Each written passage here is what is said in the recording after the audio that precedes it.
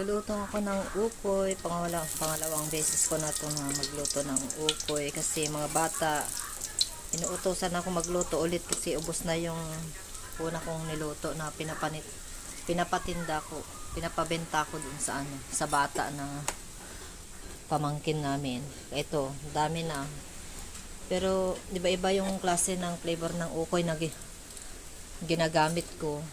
Una, yung paborito din nila yung una hipon, tapos pag wala ng hipon, second choices ko na pag naubusan ako ng hipon, bumibili ako ng alamang daing na alamang sa palengke. Half kilo, marami na yon. Tapos niipon ko yan sa garapon, tapos unti-unti ko i-flavor sa arena. Yun yung ko, flavor ko, arena. Alamang, saka pangatlo yung puso ng saging. Gustong gusto nila yung puso ng saging. Kaya ito, nakatawin na naman. Ito, 100 na itong bayad nito. 100 pesos. Nakapagbenta na kami kanina ng 120. Kasi half kilo lang yung yung ginagawa kong harina. Sinasabay ko, wait lang, masusunugan na. Ang lakas ng apoy, kaya ayan, minto ko muna. Ito yung gawa ko pag pinapagbenta ko sa bata kapag tag-ulan. Kasi pag tag-ulan, ayan, hindi ako makapag-display sa kalsada, sa tabi namin kalsada. Tapos mga bata walang awanti kwa, awanti karalabas, awan tubing di tarwar. Walang masyadong bata sa labas pag ganito kasi nasa loob lahat ng bahay. Kaya pinapabenta ko sa pamangkin namin. Yun, masipag yun yung pamangkin namin.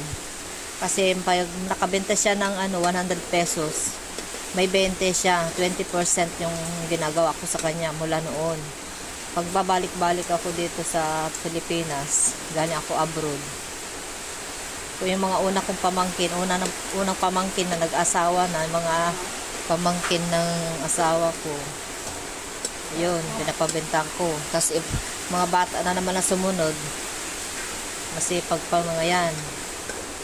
Kaya yun, para may pera din sila. Tapos ngayon, tag-ulan, di ako makapagbenta ng barbecue. Kaya ito yung ginagawa kong paninda ko. Ayan guys, malapit nang matapos. Siguro baka 130 ako ng pero pa yung iniiwan kong merienda namin, magiging 150 o 140 ganun. Yung half kilo. Depende yan sa size na paggawa ko. Ngayon pinapalakihan ko hindi ko masyadong pinapaliitan. Minsan pag tinopak ang ulo ko, gusto ko palakihan din para masiyahan naman yung bibili at mabilis na makabenta. Pag malalaki, gusto nila yan. Lalo na ganito, tag-ulan, mahirap makabenta. Kaya pinapalakihan ko naman para sulit naman nila. Tapos may sausawan na suka, ginagawa ko suka na sasabay nila dito sa sausawan sa plastic. Guys, isa na lang natira. Hindi ako nakagawa ng puto kasi tinamad ako kasi sobrang lamig ngayon dito. Mahirap maggalaw-galaw ng sobrang lamig, saka maaga pa. Pag walang araw, tinatamad ako magbenta sa labas. Na i-display sa labas. Kaya ito na lang ang naisipan kong gawin. Ayan na guys. So matatapos na. Ito yung paninda ng bata. Antayin ko lang yung bata. Nakipaglaro muna siya sa labas. Kasi kanina nandito yun. Mainip naman siya mag-antay. Kaya hinayaan ko lang para mamaya nandito na yun. Antayin ko yun. Mga iba naka-utang. Babayaran din.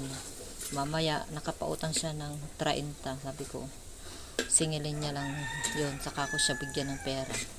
Kasi pag binigyan mo na ng pera, mamaya ayaw na maningil. Kasi wala na yung pera niya, nakuha niya na, nagastos niya na, hindi na magpapakita. Matagal bago magpakita, ganun. Technique lang mga guys.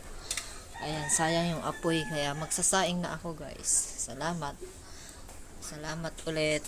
Bye bye.